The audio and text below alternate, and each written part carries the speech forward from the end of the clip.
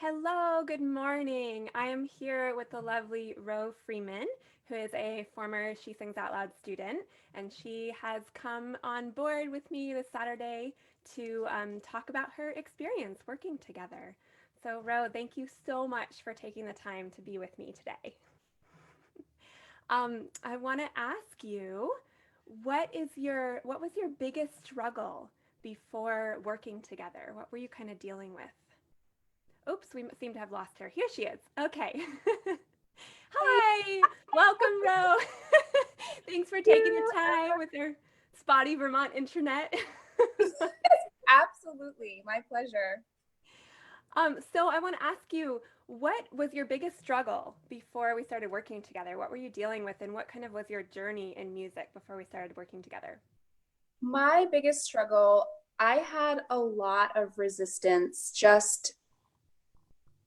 I'm not exactly sure. I love my instrument as a singer and a violinist. I love to play sort of in that introspective zone where I'm by myself in my room. But sometimes thinking about preparing for a show, I would meet a lot of resistance, and so much so that I would stop practicing on my own. And this went on for years, and I just couldn't really figure it out. I didn't understand why that would even happen, or what that was about, or what that meant. Um, and then I don't remember how I found you or like how we met, I but think it was like a flyer or something that I'd put up. I don't oh, okay. remember. And it was like the wording. It was the way that you were describing. You really spoke to um the issue I was having. And I mean, it was spot on because when we started working together, um I mean, you just had like all the language that helped me to even name some of the stuff that was going on. Mm. Oh, I'm so glad. I think that's what's kind of Too. amazing. What's amazing about She Sings Out Loud, and is really my intention, is to create this kind of community, right? Like I think there are so many of us that have for years struggled with feeling shut down and feeling voiceless and feeling like our music isn't worthy or valued, and struggling to find our place. And really, that's why I started this, is so that we could have that synchronicity of just feeling like minds meeting and coming together and feeling supported. So I'm glad that that was sparked for you kind of initially, because that's really the intention here. Um, so what shifted in our work together? So that's where you were before, kind of struggling, and what was kind of the biggest shift that you had? Well, to be honest, I'm still working through a lot of it, but what it shifted was I sort of like started believing again. And I didn't even know that I think I was so far from, so I guess, I guess I have to give a little bit of backstory. When I was a little bit younger, I would just get up on stage and I would sing, and it felt natural. And um, then for whatever reason, various life things would happen, or certain things in life happened, and I just sort of developed this distance with myself. I think I disassociated from like my instrument a little bit in some ways, um, and I think I got so far from the original place, like from where I like originally was with music, my original relationship with music, which was so free and like natural, that I think I like stopped believing that it was even possible to connect with myself, and I didn't realize that I had gone that far. So when I started working with you, I think because the vocabulary that you have gave me the tools to sort of, like I said, name some things and identify them, and it helped me to realize where I was. And um, now I'm sort of like building back. I'm like, building the blocks back to um, just being able to like believe in. It's funny because, like, believing in something, it's an emotional state. it's not like a physical thing. It's not like I can just go do vocal exercises and then my voice is strong again. It's really like an emotional path that I've been taking with this. And I've noticed that even if it's not moving as quickly as I wish it would, like overnight, I am feeling like very hopeful because I've been trying to get back to this place that I described how I was when I was young. I want to say for 8 years, and in the 1 year, and even in the 3 months that you and I originally started working together, I immediately started seeing growth.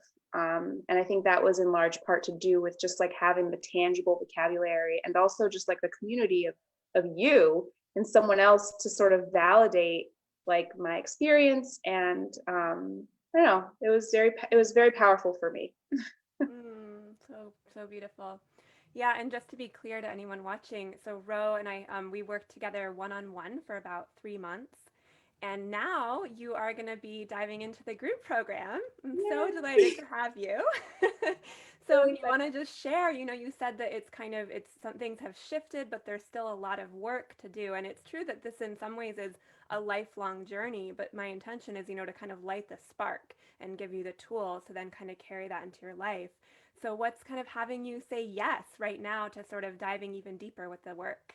Um, it's just the original progress that I saw, just like yeah, really just like seeing that evidence of like if I follow this path of practice, there is a way for me to connect in a very authentic way that helps me to like not only connect but like reestablish a new way to grow with my own voice. Mm. And so just having that evidence gives me hope, and it sort of empowers me to want to dive in deeper, I guess. I don't know if I'm saying that like very clearly, but No, I totally got it. And it's so beautiful. Like, I'm seeing you in your new home. Like, you have this new place that you're going to be creating. And we talk so much in the program about sacred space, right? And so I don't know if you want to just share like what you're sort of envisioning, what feels possible as you're in this new home and you're going to be having the support of this program. Yeah, anything you want to share? sure. Yeah, I actually wanted to move into this apartment 2 years ago when I first moved into Montpelier. And so I've had like my eye on it for a while, but it finally became available. And I don't know, there's something about the energy of this space that I feel like I can. Oops, I think we're losing you. The one thing about Vermont, for anyone listening in other parts of the world, is we have very spotty internet. I'm kind of lucky because I'm in Burlington, so it's a little bit better. But Ro will be back in a moment. And for any of you watching, registration is open until tomorrow, and I would love for you to be in the program. It's going to be an amazing circle of women. Ro will be there, as well as a whole bunch of just wonderful women from the UK, from Canada, from Ireland, and from the US so far. So we would love to have you. And it's so special when I have this opportunity to work with someone in this deep group way that I've been able to connect with one on one, because I do think that there's something about the group work that really makes this shift in a way that, um, other things that don't happen as much in one-on-one, even though I'm giving all of this direct coaching, which is really valuable when we have the container of the group and the support and the feedback from all the women. And I think when you're able to see that you're not alone in the struggles you've been having, that there's a whole group that's also working through the same things, there's something just really magical that kind of takes place. So I'm so excited because I think group work is one of my deepest loves and one of, my passion to really empower so many women and femme creators to really share voices. I really think this is the way forward in our world, that when women are empowered in their voices, anything is possible. And that's really always been my intention for She Sings Out Loud. And I think especially right now with everything that we're dealing with, it's really a time for us as women to kind of step up and share what we have to offer and be heard. And good, Ro is back. We lost you. But Okay. we're so glad you're back. It's all cool. I've just been talking about how valuable women's voices are and how, especially in this time of challenge, it feels so important that we are able to kind of speak up and to share the beautiful healing power of our voices. And so that's I've just been kind of riffing a little bit. But if I you want love to it. pick up where you left off or you want to say anything about that. Yeah.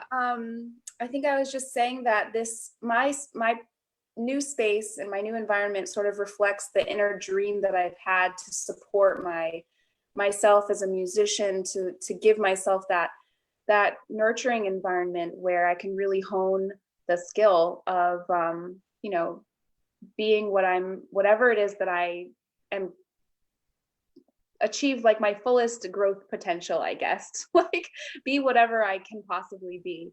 Um, so but yeah, I'm so grateful to have your voice as like another resounding element in my personal world. I'm really grateful to know you, and I'm so glad that we met. Mm, yes, me too. And I'm so excited you'll be in the program. And I just want to probe a little bit because you said, what you see, how you see yourself. Oh, I think we lost you again. Shoot. Oh no, you're here. Okay, good. Oh, It just looked like it froze for a minute. So I just want to ask you because you mentioned like to what you see yourself like rising into your full potential. So my question to you, which might feel a little vulnerable, is what is that? Like what is the dream? What do you really envision yourself doing with music? And how do you feel well, like I this can believe, help you? yeah. Um, I think that sometimes I think I've noticed about myself that my own vision can be limited or limiting.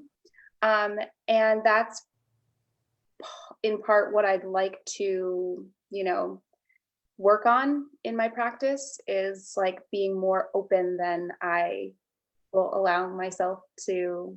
I don't know how to describe it. I just think that sometimes I'm a little bit closed minded or closed off to Mm. potential, or like I don't know. It's hard to describe. It can be hard, um, right? It can be hard to really say it out loud and to really allow ourselves to dream big and to think it's possible when we've been held back from these blocks of self doubt and of not feeling worthy for so long, right? It can be hard to even sort of say it. So I it is totally get hard. that. It's There's like a discomfort around it, I guess.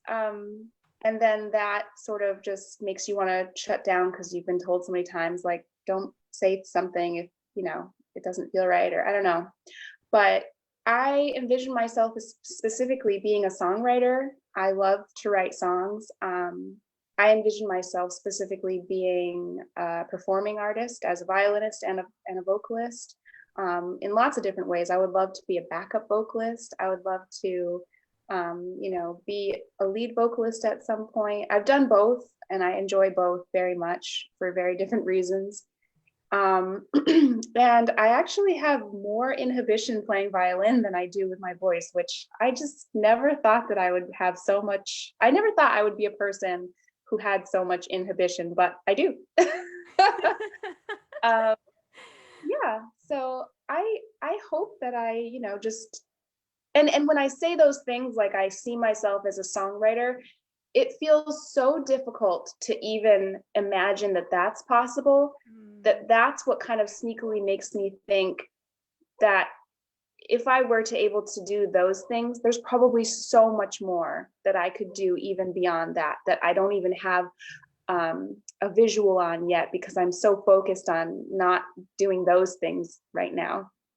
mhm. Mhm. Yeah, I totally hear you, and that's great. And I think that's what I really hope will shift for you in this program, to really be able to say it out loud, to feel it, to believe it. And I think, it comes in two ways. I think that just declaring it and sort of living into that possibility can be really helpful, but also to really just start to um, connect to your truth more, to connect to your voice, and sort of allow the music that's coming out of you to strengthen your resolve and strengthen your belief in yourself.